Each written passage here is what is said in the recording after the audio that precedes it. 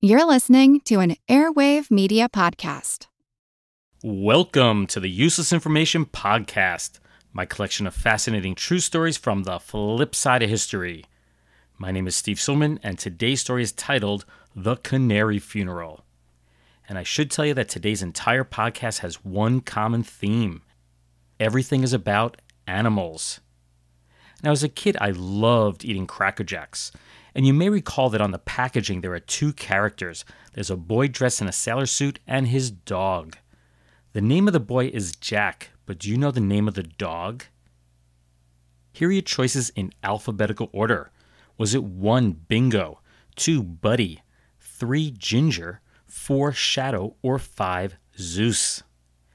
Again, for today's question of the day, what is the name of the dog featured on the Cracker Jack package?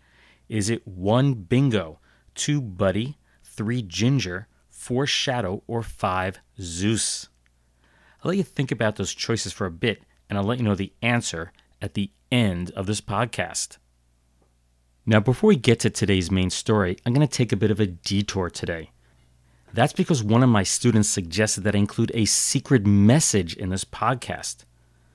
The message I chose has 6 words in it, which I'll reveal at various points in the podcast. If you want to play along, just go to radioarchives.com. That's radioarchives.com and do a search for Little Orphan Annie.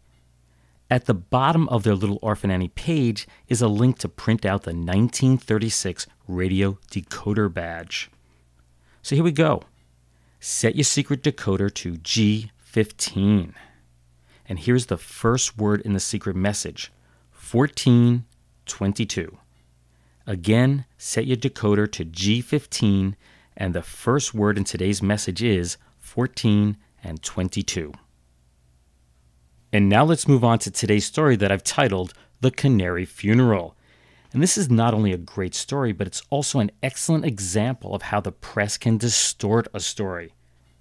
I can tell you for a fact that this is definitely a true story, but as you'll soon learn, some of the minor details are highly inconsistent. One thing that is certain is the date. It was on Sunday, August 1st of 1920 that Jimmy, the beloved singing canary who was owned by Emilio Russomanno, his wife Marie, and their 12 children, choked to death on either an oversized watermelon seed or he tried to swallow too many seeds at the same time. But either way, this is a very sad day for the family. 4-month-old Jimmy was survived by his parents. Those were 2 other Russomanno canaries named Lorenzo and Marie, which he had either purchased or won in a game of chance at Coney Island the previous summer.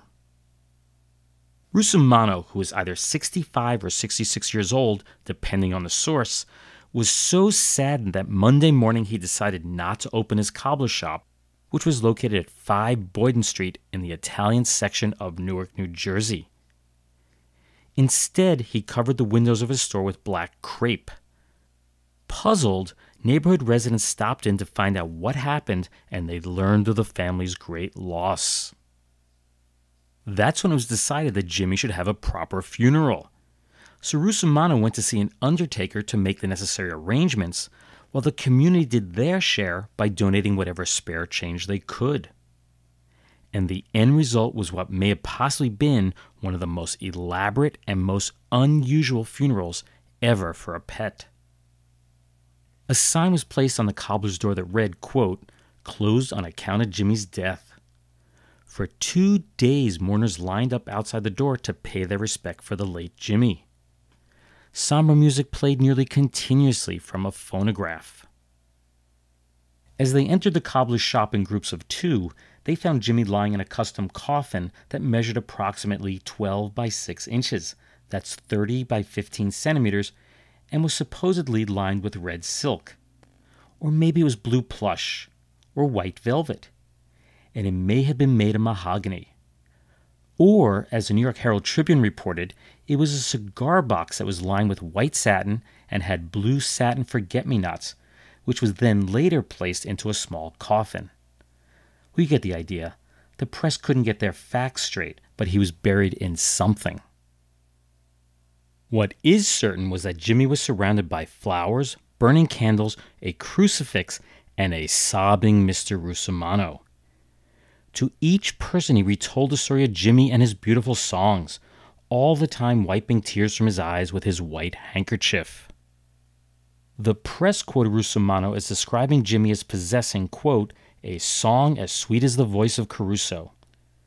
Or maybe he said, quote, he sang so sweet, like Caruso. Or did he actually say, quote, so small, but sing, so sweet, like Caruso?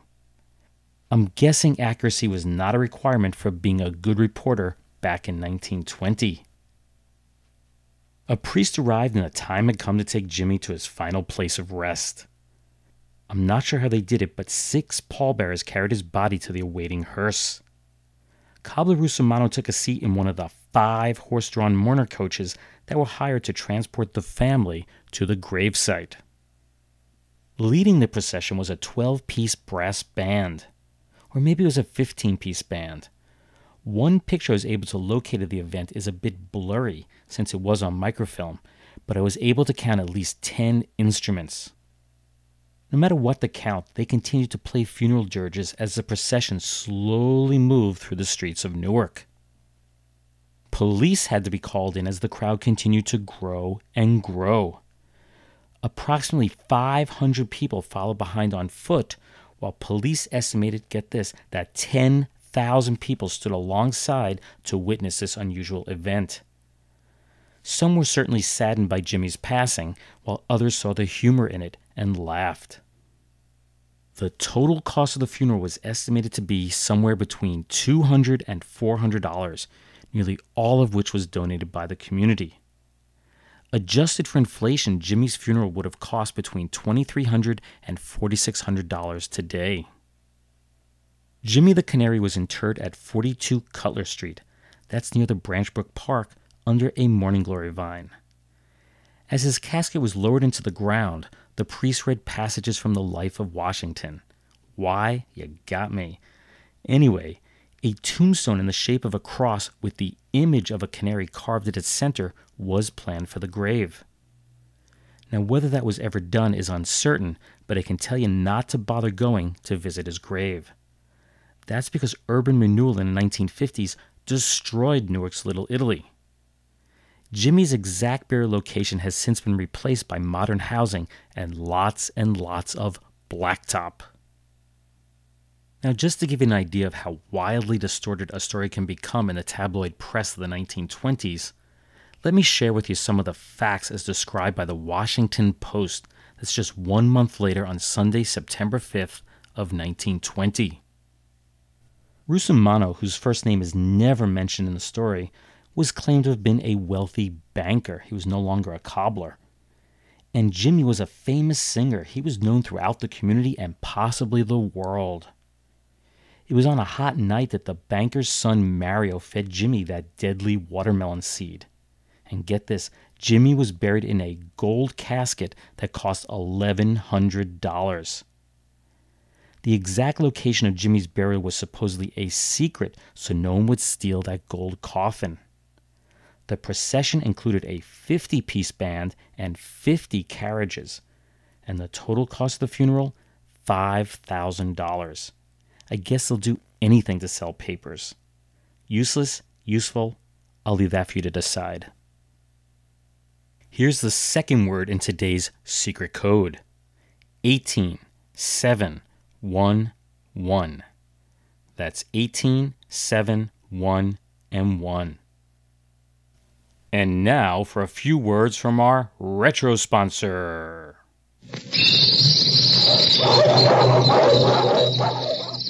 Just listen to our pets. They're calling your pets from coast to coast.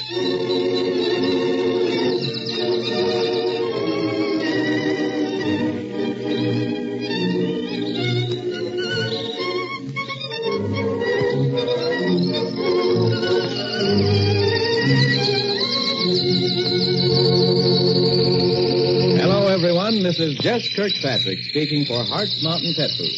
Yes, indeed. We want the finest pets in the land to enjoy the finest foods made.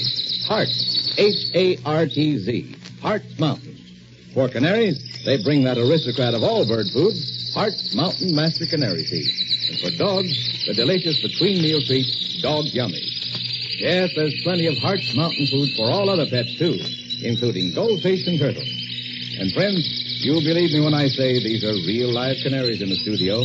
No bird whistles or mechanical devices could ever duplicate the glorious voices of our master radio canaries as they present their Canary Pet Show with the added transcribed songs of the entire Canary Chorus heard in the background, along with Gloria, our lovely organist.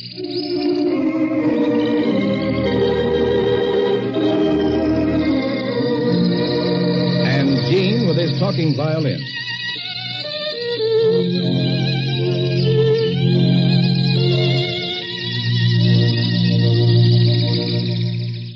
That commercial for Hart's Pets Foods is from the December 3rd, 1944 episode of Hart's Radio Canaries.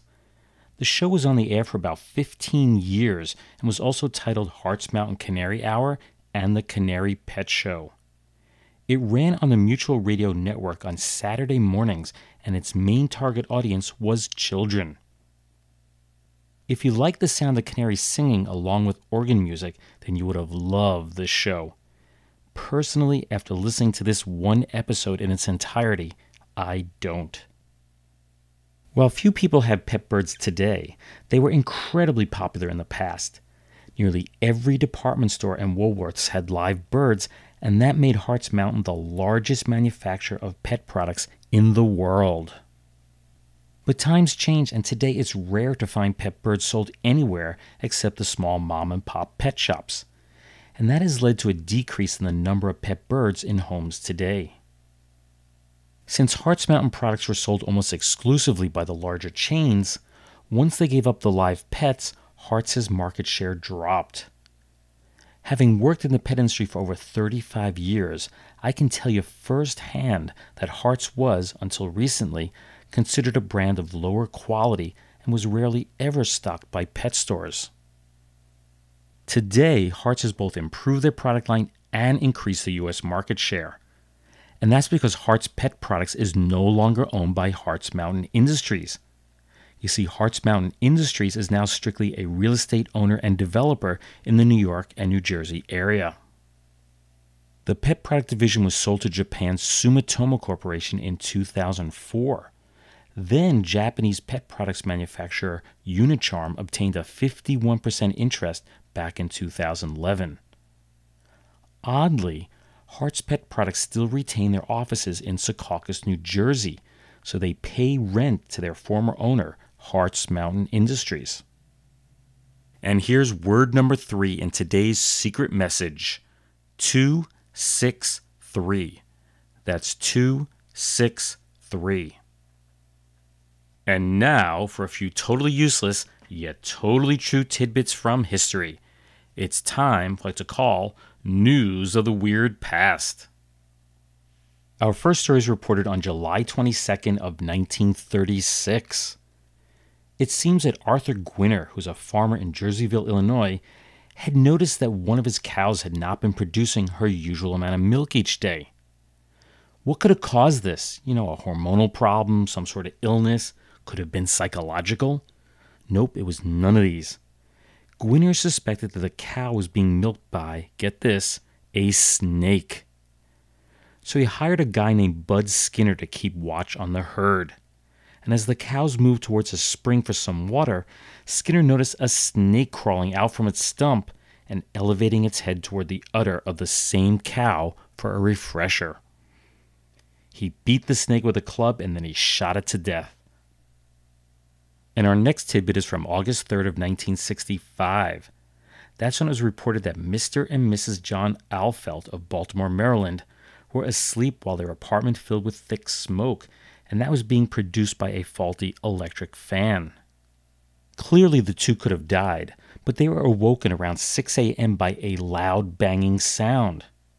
It was being made by their pet raccoon Genghis.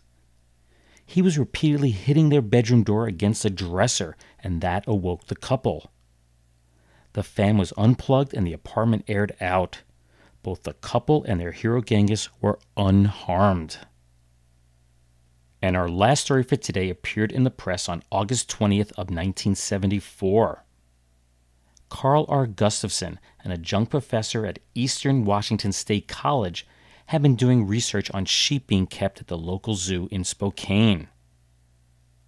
Basically, he was trying to condition coyotes to get them to stop killing sheep, which of course is costly to farmers. The idea was to feed the coyotes tainted lamb meat, which of course would make them temporarily ill, after which the coyotes would want to avoid killing live sheep. But there was one unanticipated glitch in their plan. It turns out that a pack of dogs had gotten through the 12-foot or 3.7-meter high fence that surrounded the pen and killed 8 of the sheep. As a result of this setback, it was decided to move the study from Spokane to nearby Cheney. For those playing along, the fourth word in the secret message is 22, 14, 7, 24. That's 22, 14, 7, and 24. And now for the answer to today's question of the day. And I'd asked, what is the name of the dog featured on the Cracker Jack packages? Was it 1, Bingo, 2, Buddy, 3, Ginger, 4, Shadow, or 5, Zeus? Well, which one did you pick? Well, the answer is choice number 1, Bingo. The characters of Sailor Jack and Bingo were introduced by Cracker Jack back in 1918. Sailor Jack was actually imaged after a real boy. That's Robert Ruckheim, and he was the nephew of Cracker Jack inventor Frederick William Ruckheim. Sadly, Robert died from pneumonia shortly after his image first appeared on the packaging at the age of 8. Now, Bingo was based on a stray dog named Russell, and he had been adopted by Henry Eckstein in 1917. You see, Eckstein invented the famous Cracker Jack wax-coated packaging, and he was a partner in the business. It was back in 1896 when Chicago popcorn seller Ruckheim discovered a way to keep molasses-coated popcorn puffs from sticking to each other. The secret was to add a bit of vegetable oil during the manufacturing process. The name Cracker Jack was supposedly coined by a popcorn lover who said, quote, "That's a Cracker Jack." In other words, the treat was exceptionally good. Cracker Jack started adding the prizes to each package back in 1912. Now, I still have a clear memory of some of the best toy surprises that were hidden in those boxes when I was a kid. I had a magnifying glass, a plastic whistle, a number of plastic pinball games, the tiny toys with a metal BB that rolled around inside. But the last few times I've eaten Cracker Jack, I was very disappointed. First, the number of peanuts have been greatly reduced in the overall mix. And then, the toy surprises are either worthless stickers or temporary tattoos. Yuck. Anyway, I don't recall ever getting a secret decoder in any package that I opened, but here's the next word in today's secret message. 22, 21, 7, 3, 2, 21, 3. That's 22, 21, 7, 3, 2, 21, and 3. Well, I hope you enjoyed today's story on the Canary Funeral, including all the other animal-related stories. If you'd like to read more true stories just like these, please be sure to get a copy of one of my books. They are Einstein's Refrigerator and Lindbergh's Artificial Heart. Both are written by me, Steve Silverman, and they're available from your local bookseller, online, and from your local library. Be sure to check out my Facebook page at www.facebook.com/uselessinformationpodcast. That's all one word, Useless Information Podcast. And you can contact me through Facebook or via email at useless@steve.silverman.name. That's useless@steve.silverman.name. And my website is uselessinformation.org. As a side note, in my spare time over the past few months, I've been working on a video for my invention, which is called the Expandable Universe. You may recall me talking briefly about it in an earlier episode. Now, I haven't decided yet, but I'm most likely going to put the video up on a site like Kickstarter or Indiegogo and try to raise some funds. And that's mainly because the cost to bring a product like this to market is far too great for me to do alone. So stay tuned and I'll let you know which path I decide to take. Lastly, the sixth and final word in today's coded message to my students is 10, 9, 1, 3, 22. Again, that's 10, 9, 1, 3, and 22. You may also want to place an exclamation point at the very end to get the full meaning of the sentence. On that note, I'll bring today's podcast to a close, and I thank you again for listening. Bye.